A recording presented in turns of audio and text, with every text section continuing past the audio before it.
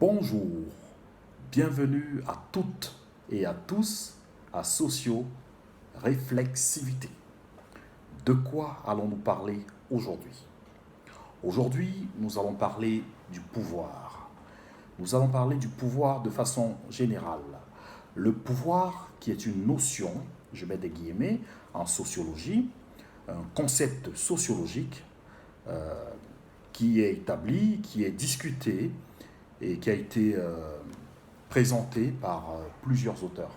Mais aujourd'hui, je ne vais pas vous parler nécessairement de sociologie, parce qu'on va rentrer dans des termes techniques, dans beaucoup de choses très intellectuelles, et ce n'est pas le but. L'objet de cette vidéo est de rendre accessible la compréhension du pouvoir. Qu'est-ce que le pouvoir?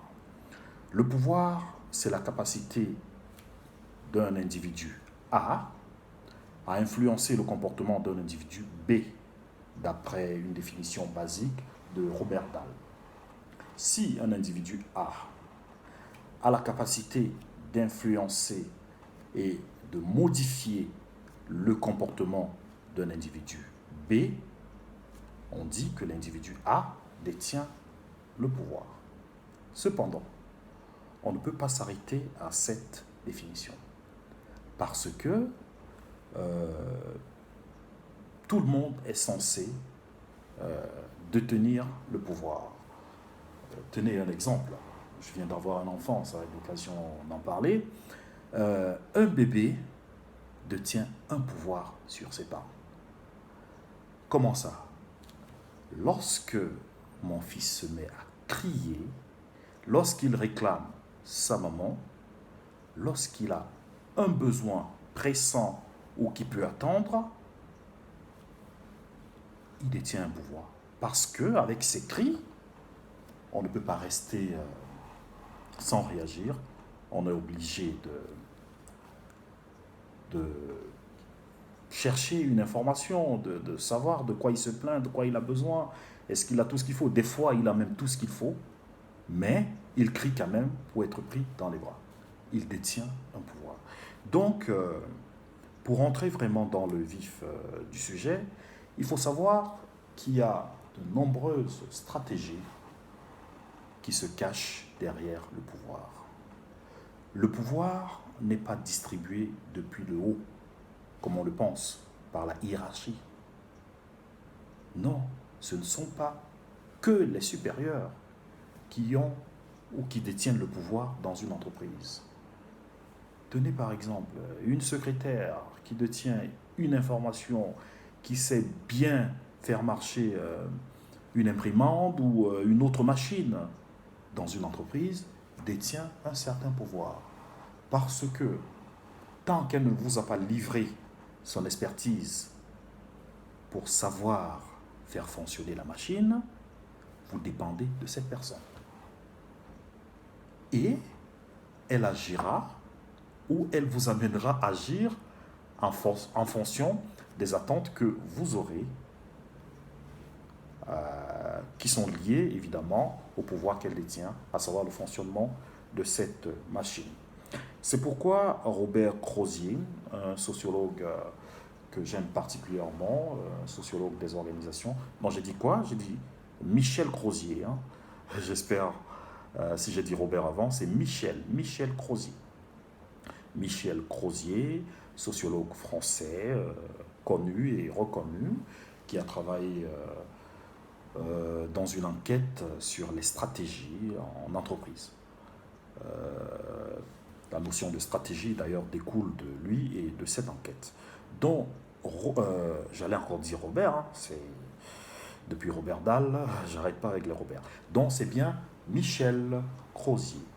Michel Crozier qui a travaillé pour comprendre et on ne peut pas anticiper de toute façon les stratégies en entreprise, du moins les appréhender, parle d'une notion de pouvoir que tout le monde peut détenir. Et je vous ai cité tout à l'heure d'une secrétaire d'un individu dans une entreprise qui n'a pas un poste de supérieur, mais qui détient un pouvoir par rapport à une information qu'il détient, qu'il livre à compte-gouttes, et d'une expertise également qu'il ne peut pas faire partager avec d'autres salariés de l'entreprise. Donc, pourquoi cette personne détient le pouvoir? Autour de quoi gravite cette notion de pouvoir? À quoi nous sert le pouvoir? Le pouvoir nous sert à atteindre des objectifs.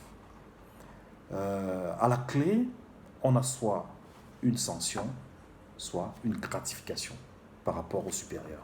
Quand le pouvoir est établi, vient du haut, de la hiérarchie, ce qui en découle, c'est soit une sanction ou une gratification. Une sanction, ça peut être une demande d'explication, par exemple, une gratification, bien sûr, un bonus dans le salaire, quelques avantages matériels tacites et bien d'autres, ou même explicites. Hein, voilà. Donc, la notion du pouvoir est quelque chose de déterminant en entreprise. En entreprise, il est difficile de contrôler réellement le pouvoir qui est distribué dans l'espace, dans la sphère professionnelle. Chacun, en tout cas, doit être capable de savoir se situer, de comprendre quelle part il détient, quelle part de pouvoir il détient, et comment également contourner le pouvoir que détiennent les autres. Et c'est là où intervient ce qu'on appelle la marge de manœuvre. La relation de pouvoir tourne autour de la marge de manœuvre. Plus vous avez une marge de manœuvre grande, plus votre pouvoir est élargi. Et moins vous l'avez évidemment, moins vous détenez de pouvoir. Donc il faut augmenter sa marge de manœuvre pour détenir le pouvoir. L'avoir se réduire veut dire qu'on sera de plus en plus soumis au pouvoir. Donc, autre chose à retenir, c'est que le pouvoir est distribué dans tous les milieux sociaux, que ce soit économique, politique, culturel, ainsi de suite, de façon inégale entre les individus et les groupes des individus. Et les groupes d'individus. Donc, c'est à chacun de déployer en quelque sorte ses stratégies, sa marge de manœuvre, l'agrandir pour se voir attribuer un positionnement et un contrôle sur la situation et sur, bien sûr, les individus hein, qui sont autour. Donc, s'il y a une chose à retenir de cette vidéo, c'est la définition de Robert Dahl qui dit que le pouvoir, c'est la capacité d'un individu A d'influencer le comportement d'un individu B. Voilà pour la notion de pouvoir. J'espère que cette vidéo vous apporte un certain éclairage et vous apportera dans l'avenir une façon d'agir et surtout de savoir le pouvoir qui est en jeu autour de vous.